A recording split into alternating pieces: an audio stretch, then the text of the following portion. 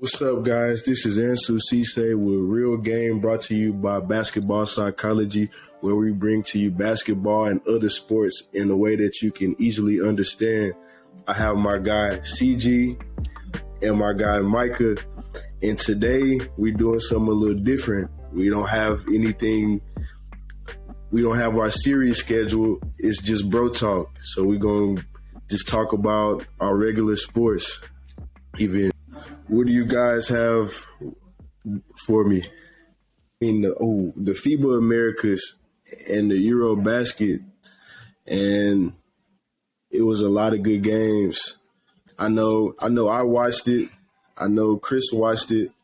What are a few takeaways you got from that? Personally, it's good to watch high level basketball outside of the NBA, just because it's a lot of talent just all around the world that most people don't even know about. And so it was good to see all the talent, and then as well the NBA players playing back for their home countries. You got to see them kind of NBA players that may be role players in the NBA step into more of a dominant role on their national team. So that was kind of interesting to see. One of the things that I feel that is a bit different when guys get a chance to go back home and actually play. I feel like it brings out a different style or a different side of them that we haven't actually got a chance to really see. It's like, think about the high school days whenever you're at home and you have that ownership within your own team. You play with a different type of swag, and some of those role guys that you were talking about who have NBA level talent, but we don't get to see all of it. This is a great time to see them really display how great of players they really are. So it was definitely exciting to see. I definitely agree with that. There were some guys that really surprised me, like Willie Hernan Gomez and his brother Juancho, and they shout out my boy Bo Cruz, by the way. But they really surprised me because the Spain team ended up winning the Eurobasket one, and nobody had them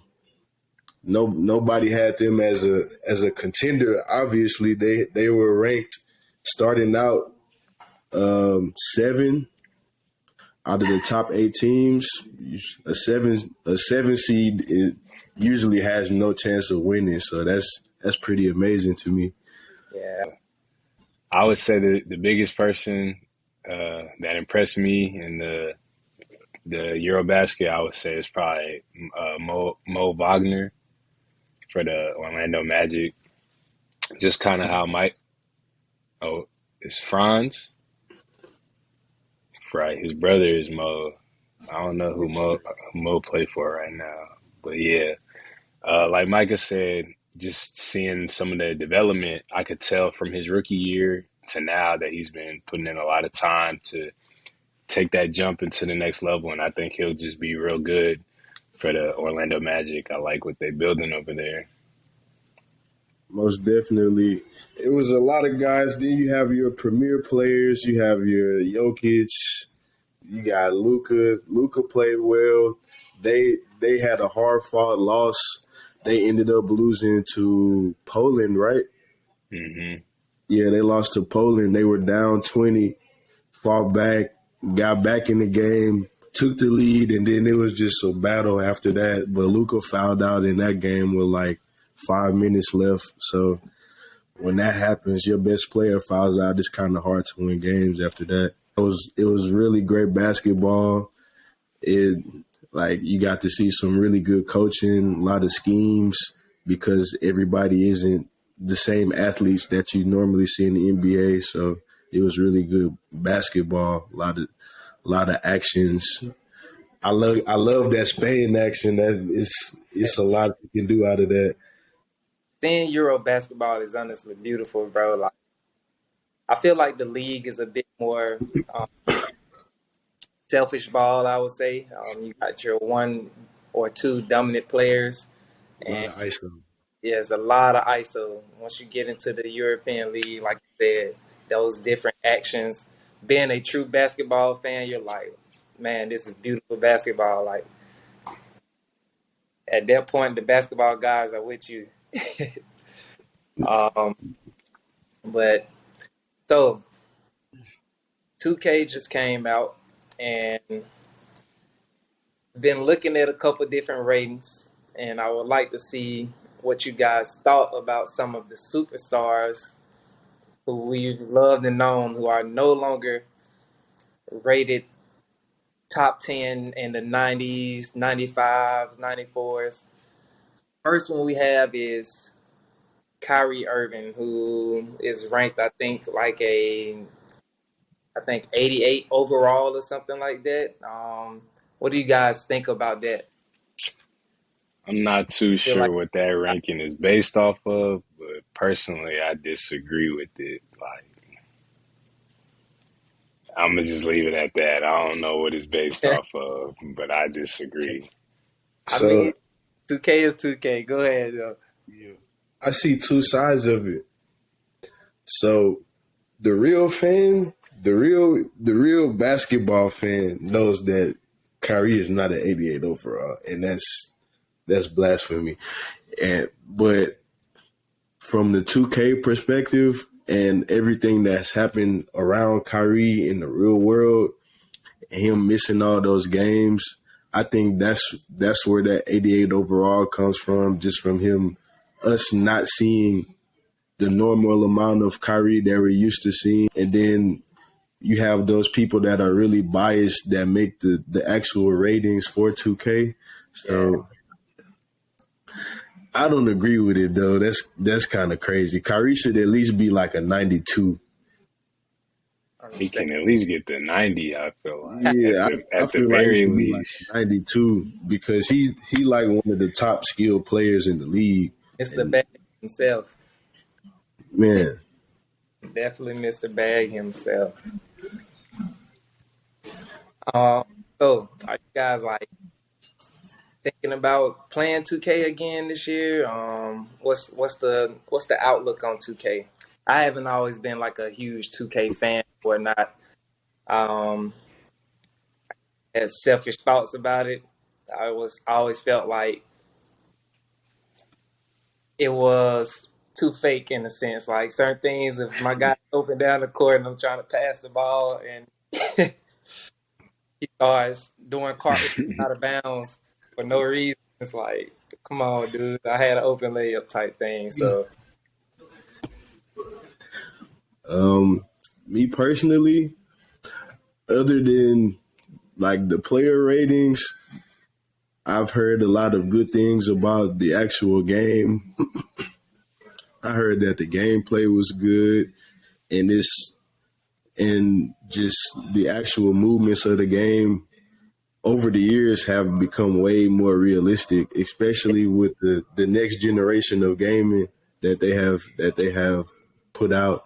So me personally, I haven't bought the game yet, but I think I will eventually get it because I just like playing 2K. It's fun to me, so I think I will eventually. Yeah, I'm in the same boat. I done heard a lot of good things about 2K, this new 2K, so I'm interested to see what it's like once I get my hands on it. I'm gonna have to switch to Xbox before I get okay, it though. Waiting on you, bro. Come on, Yeah, I'm gonna have to make that switch come because I on, can't bro. pay the fine for the P5. Yeah, I wanted it, but it's not possible for me to do that right now. all right. I, One thing, real quick. So, is this disrespectful, bro? Like, I've seen that Westbrook is ranked 79 2K. Is this disrespectful, or can you say like this is legit? I'm gonna go out on the ledge. I'll go ahead and answer it first. Go Is that ahead. after seeing last year, bro?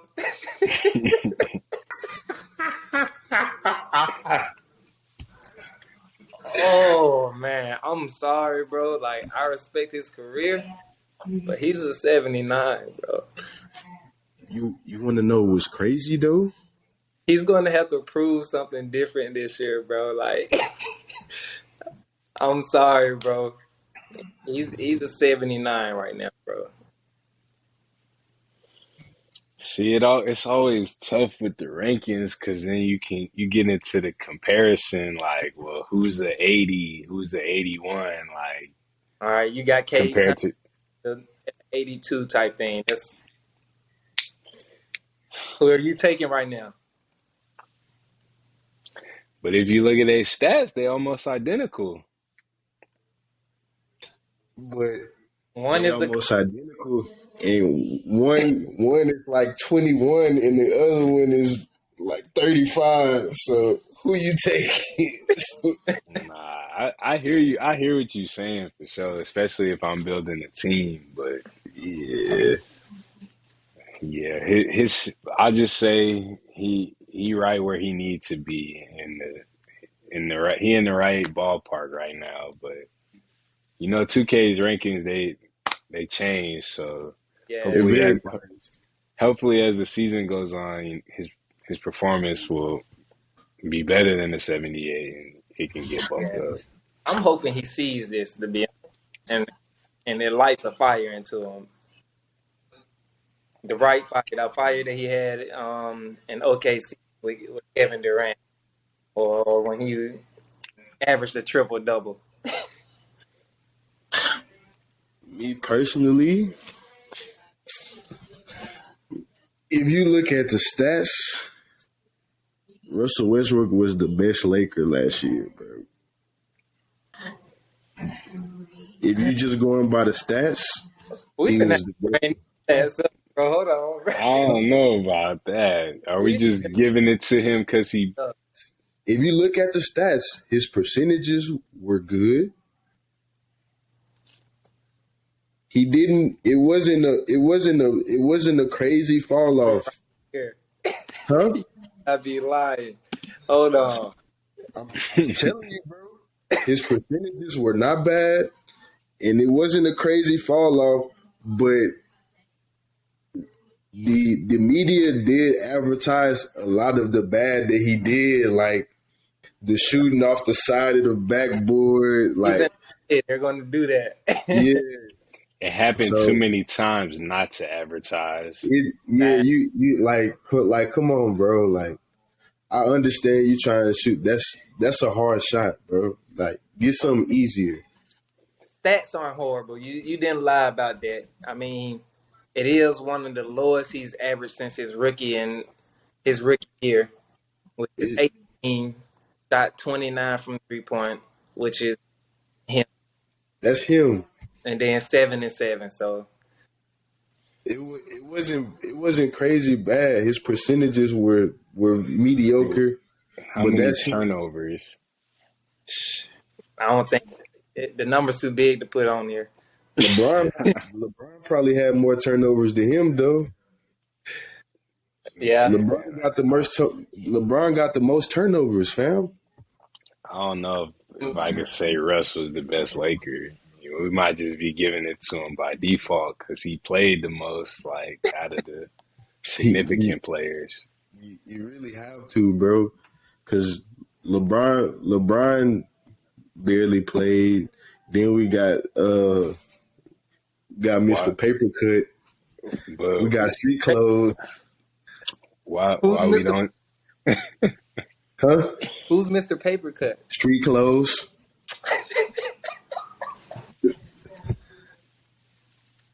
We got street clothes, bro. This dude here.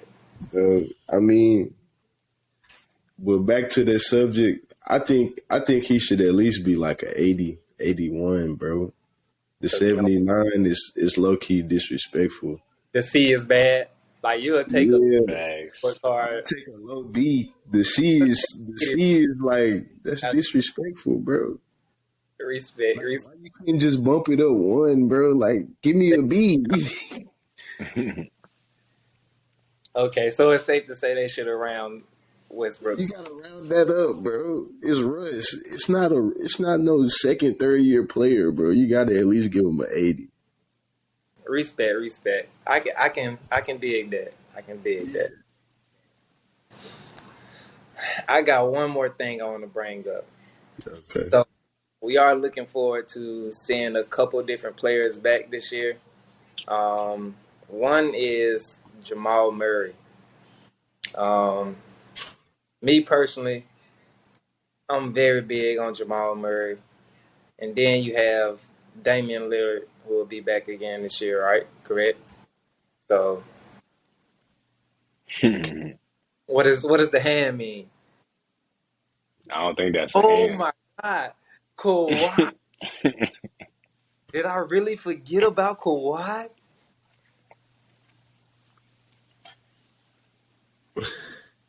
Been Yo, real quiet, bro, since he been out. I really forgot about Kawhi. Yo, yeah, this is gonna be, bro. I'm so excited, bro. I It's can't, gonna be a great NBA season, bro. I can't wait, bro. PG, he was on and off too last year. He had a whole bunch of different injuries. Yeah, it's going to be great, bro. So, out of those, who are you all the most excited to see back? For me, it's going to either have to be out of Jamal, just being that the injury that he had was like it's a very hard injury to come back from, and I know the type of the caliber of player he is and what he means to his team. And my other player is one of my guys, one of my favorite players in the league right now, Kawhi Leonard, just because of how he affects both sides of the ball. Yeah. I'm really interested to see how that team meshes because they have a lot of pieces.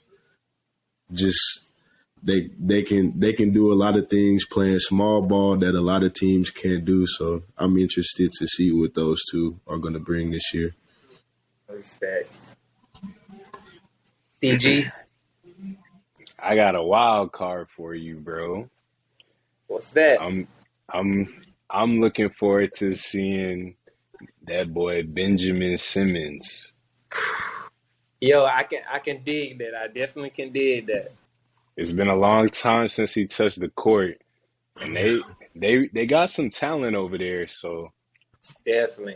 it's kind of interesting to see what's going to go down. Just I want to see how they use Ben Simmons, the role that he takes on, just his mentality. I want to see if he's playing confident or just I'm just interested. I want to see what Brooklyn has.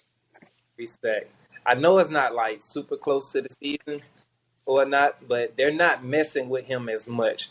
I feel like he's had a chance to actually like get into himself, calm down, get out of his head so much because they're not just constantly like just throwing content of him doing backboard threes off the side and and Yeah, just balls. So the Shaq and the food done slowed down. yeah, definitely. That's a good way to put it. So I'm definitely excited. I was big on Ben Simmons when he first came into the league, to be honest. So hopefully my gut feelings and instincts about him when he first came in can be right in terms of this year. So All the tools is there for him. He just got to those develop. I'm still high on Ben just because of his tools and how he defends.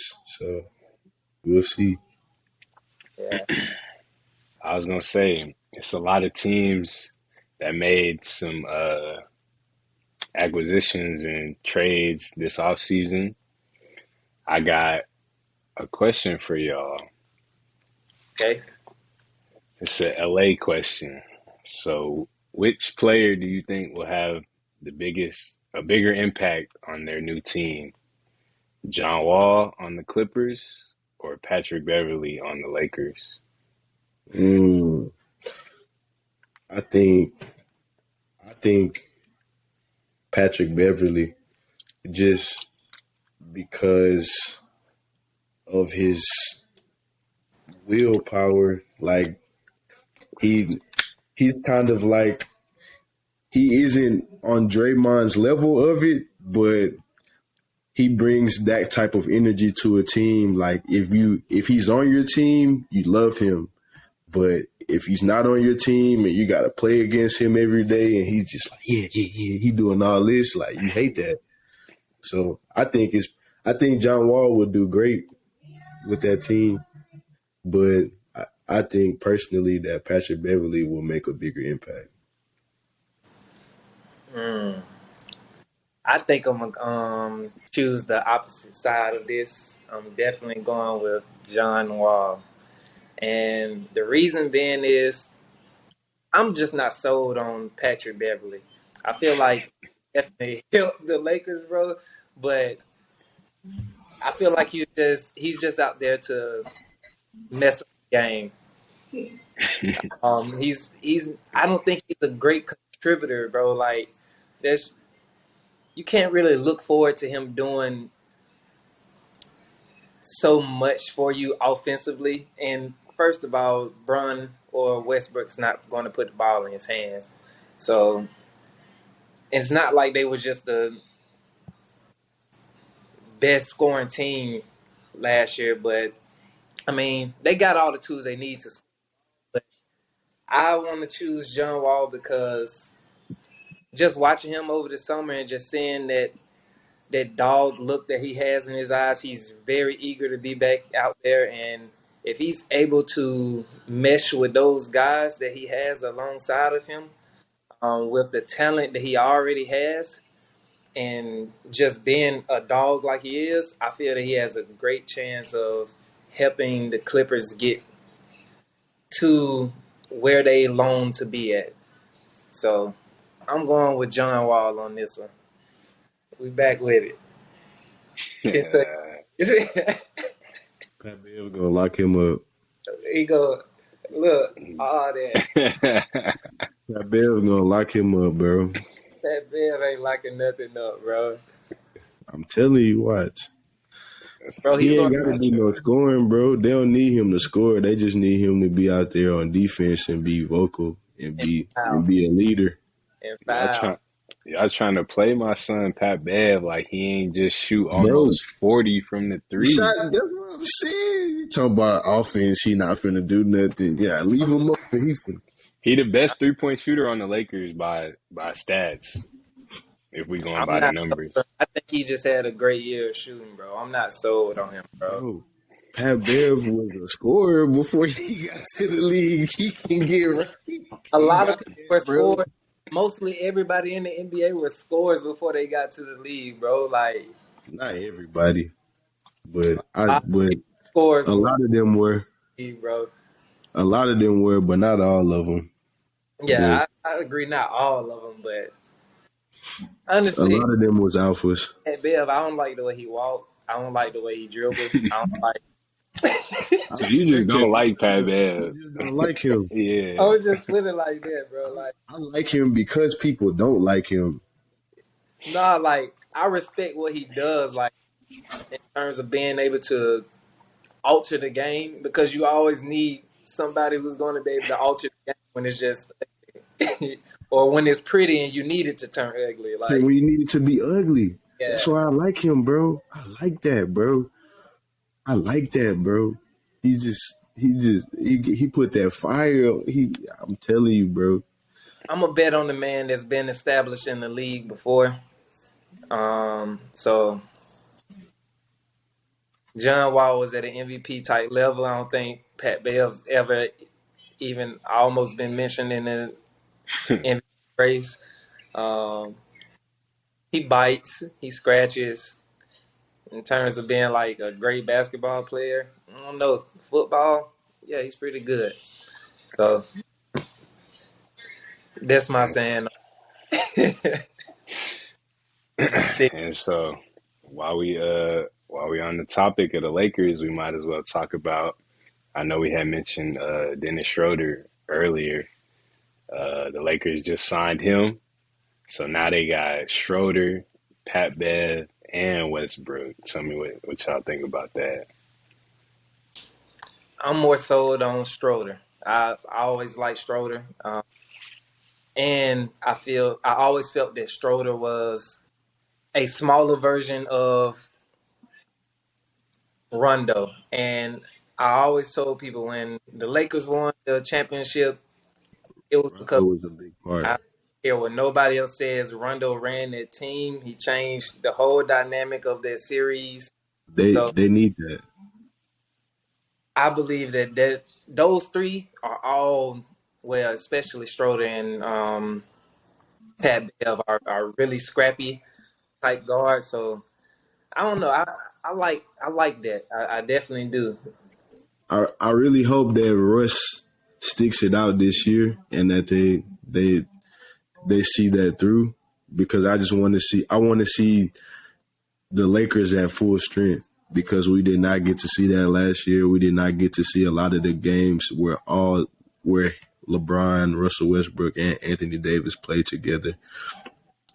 But I feel like the addition of Dennis Schroeder and Patrick Beverly adds a little flair to that team, and they all have different play styles. And it'll just be whether or not the new coach Ham can figure that out through the course of the season. But I'm very interested to see that team. Yeah, I think Schroeder is a great pickup. The last time they had him, he played well for them. He just folded in the playoffs, and Yeah. that was the most important time. Something crazy. Yeah, but the thing is, when you have, I'm guessing if they're gonna keep all three of them, it's gonna be moments where at least two of them is on the court together, Definitely. They're and going to be small. it gets interesting there. Yeah, one just because they small. That's not the best offensive lineup, so it's some questions that will have to be raised. Like you said, Ham, the new coach, gonna have to figure out the rotations, figure out who plays well with who, and just those guys gonna have to buy into his system, buy into what he's talking about. I think Russ and LeBron should get off the ball. Bron's not coming off the ball, bro. In terms of pushing it, bro, like they got to get off the ball because I mean Westbrook does a good job of pushing the ball, but his decision making is horrible, bro. Like, It's his pace, bro. yeah, that definitely always outrunning everybody, then gets stuck at the challenging three. Yeah. He get caught playing that one speed a lot. Yeah, Which Schroeder Yeah. doesn't do. Schroeder yeah. changes speeds well. Yeah, I think that will help them a lot. Pat Bev got a little pace too, so Yeah, his handle's just a little shaky though. it's shaky. But he when he's there, he be making the Yeah, right reads. he got the reads and like the mindset is just the actual ability is it's It's not just all the way there. it's because he be doing a lot of the antics, and he get too caught into the antics that he don't be playing basketball sometimes. He like we did somebody do a bounce pass. Like, Yeah,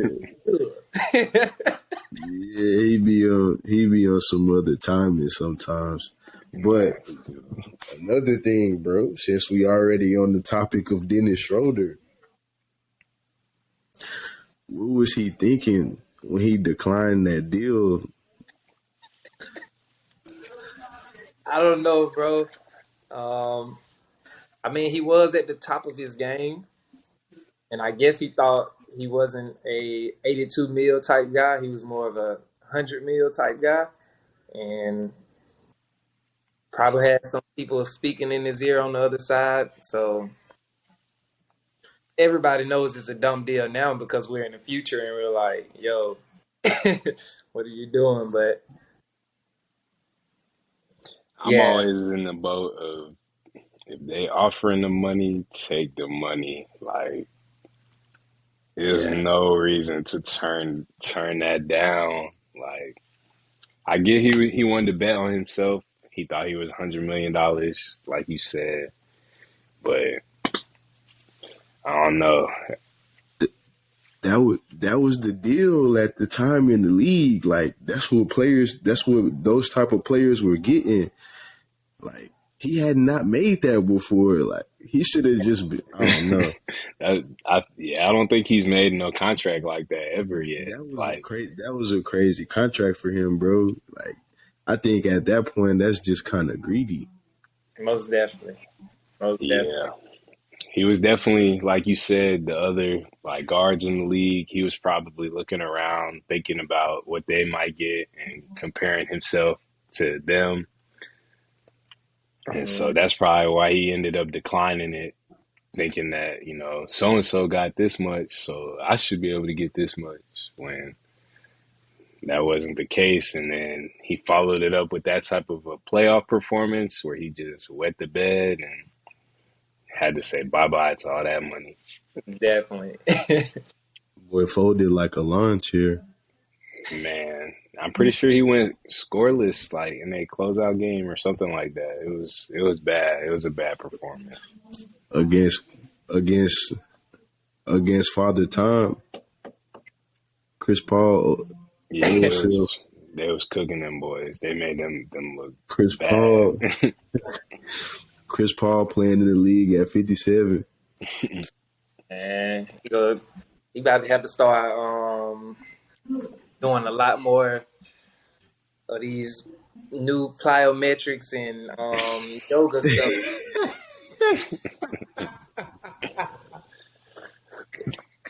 He can't take the NBA season no more, bro. It's too long for him. He about to start getting a dad bod. Well, he already got one. It's the NBA season too long for him now, bro. It's hurting him because they play well, and then he get to the playoffs, and taking them real playoff bumps. Yeah, and he got little legs too. So yeah, little legs. More steps than everybody. That looks like it's the end of this episode, man. Chopping it up with y'all boys. We appreciate all the listeners, all the viewers, man.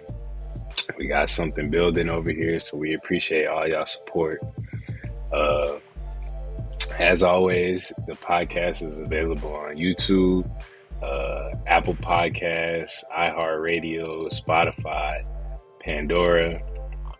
We got whole bunch of new content coming out for y'all. Make sure y'all tap into the TikTok, the Instagram, all that. We're gonna have new stuff, new podcast episodes weekly. We appreciate y'all, man. This CG, I got Sue, and I got Mike with me, man, and we signing out. Peace. One love.